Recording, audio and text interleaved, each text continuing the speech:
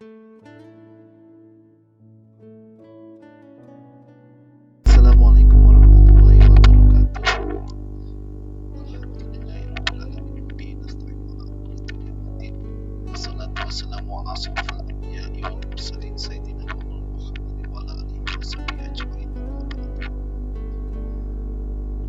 Anak-anak yang kami cintai dan kami banggakan, kali ini Mas akan menyajikan sebuah video sumber belajar tentang pendidikan agama Islam dan demokrasi, yaitu surat berpikir kritis, Quran surat Al-Imran ayat 190-191.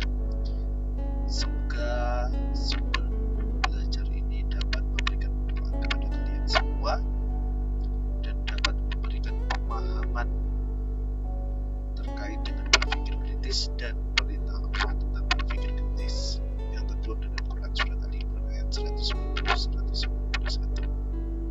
Sebelum kita mulai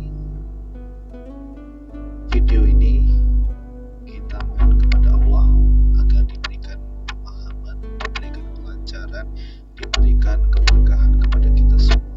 Berdoa mulai, berdoa selesai. Baiklah anak-anak, kita masuk ke dalam materi tentang berpikir kritis. Quran surat Al-Imran ayat 190-191.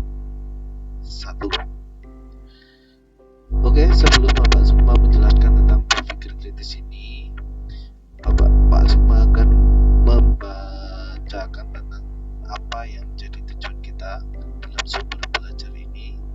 Yang pertama, tujuan pembelajaran kita adalah nanti Bapak akan menyajikan sebuah rekaman Quran surat Al-Imran ayat 190-191.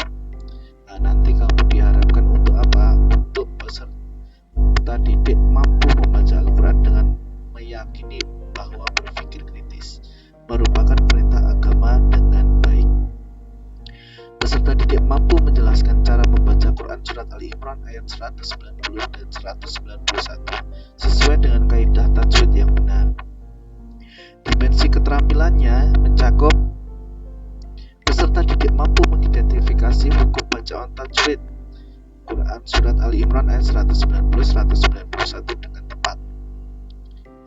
Peserta didik mampu mendemonstrasikan bacaan Quran surat Ali-Imran ayat 190-191 sesuai dengan kaidah tajwid dan makhrijul huruf dengan tepat. Yang ketiga, peserta didik mampu mendemonstrasikan hafalan Quran surat Ali-Imran ayat 190-191 dengan fasih dan lancar. Maka untuk pertemuan kita kali ini, kita akan membahas tentang hukum bacaan tajwid yang berhubungan dengan ayat-ayat perintah untuk berpikir kritis.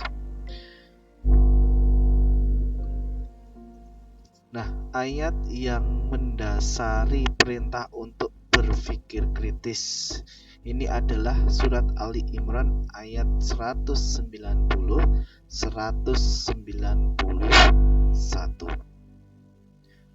A'udzu billahi minasyaitonir rajim.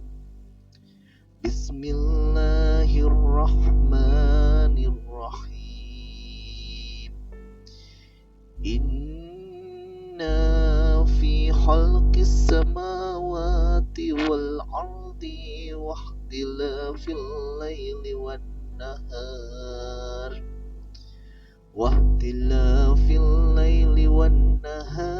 la ayatil li ulil albab alladzina yadhkuruna Allaha qiyaman wa qu'udan wa 'ala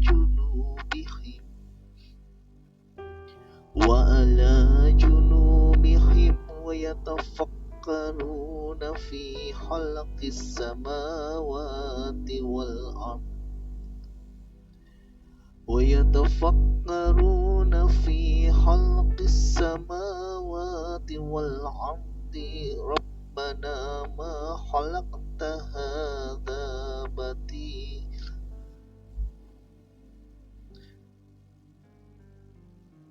Rabbana ma khalaqta hadza batila subhanaka faqina adzabannar.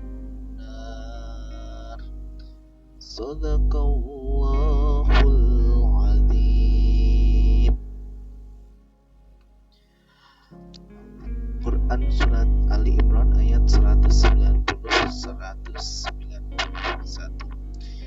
Di pertemuan kali ini kita akan mengkaji ayat ini, Quran Surat Ali Imran ayat 190 dan 191, tentang hukum bacaan tajwid yang ada di dalam dua ayat ini, agar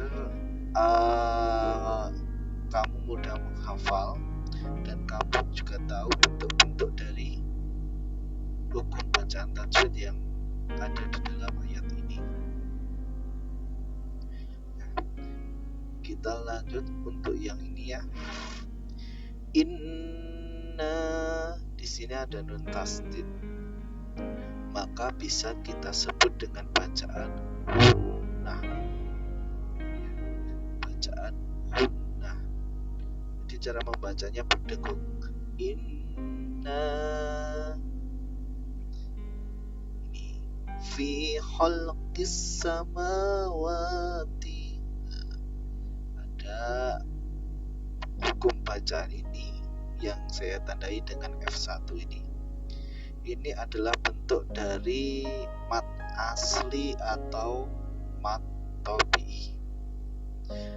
Kenapa disebut dengan mat tabi'i? Karena di sini ada harokat fathah yang kemudian diikuti dengan huruf alif, sehingga membacanya panjang dua harokat atau satu alif.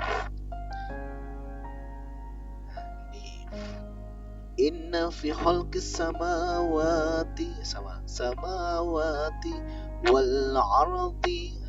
Ini Pak Sukma kasih tanda D1. Ini bentuknya adalah ada alif lam bertemu dengan hamzah. Dan hamzah itu adalah salah satu huruf qamariyah.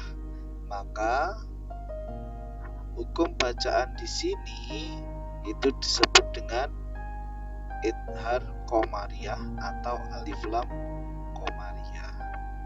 Wal ardi wahtilafi. Ini sama dengan yang tadi, yaitu ada fathah bertemu dengan alif, maka disebut sebagai mat asli atau mat tabi'i. Wahtilafil laili wan nahari. Nah, ini Pak Sukma kasih tanda D2 ini. Karena apa? Karena hampir sama dengan yang ini. Ada alif lam, ya kan? Ada alif lam yang kemudian diikuti dengan huruf bertasdid. Nah, huruf bertasdid.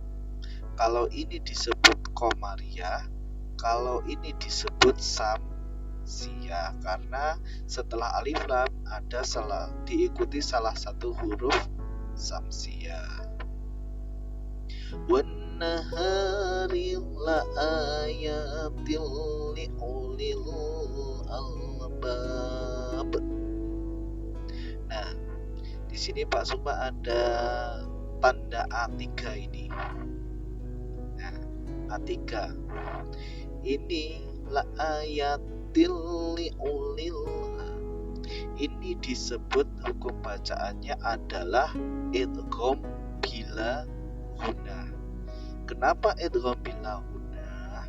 Karena di sini ciri-cirinya ada tanwin, ada kasrotain bertemu dengan huruf lam yang merupakan salah satu huruf bila gunnah.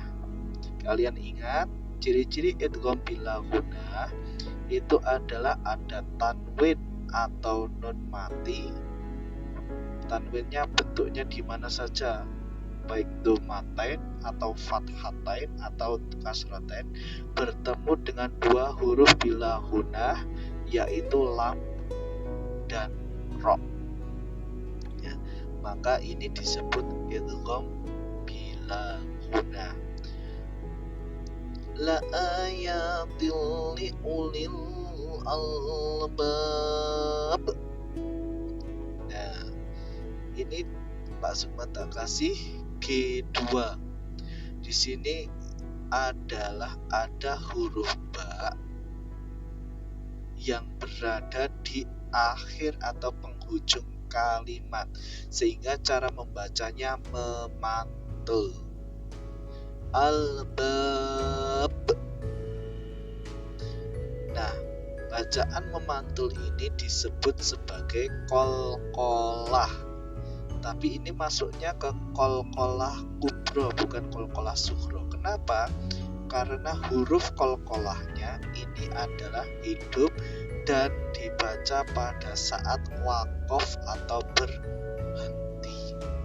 Nah, maka disebut qalqalah kubro. Baik, kita lanjutkan. Alladzina, ini sama, ada kasroten bertemu dengan ya sukun, maka disebut dengan mat asli atau mat tabi'i. Yadhkurunallaha. Di sini ada yadhkuru, sama, dhamma bertemu dengan wawu sukun, maka disebut dengan mat asli atau mat tabi'i. Nallaha. Nah,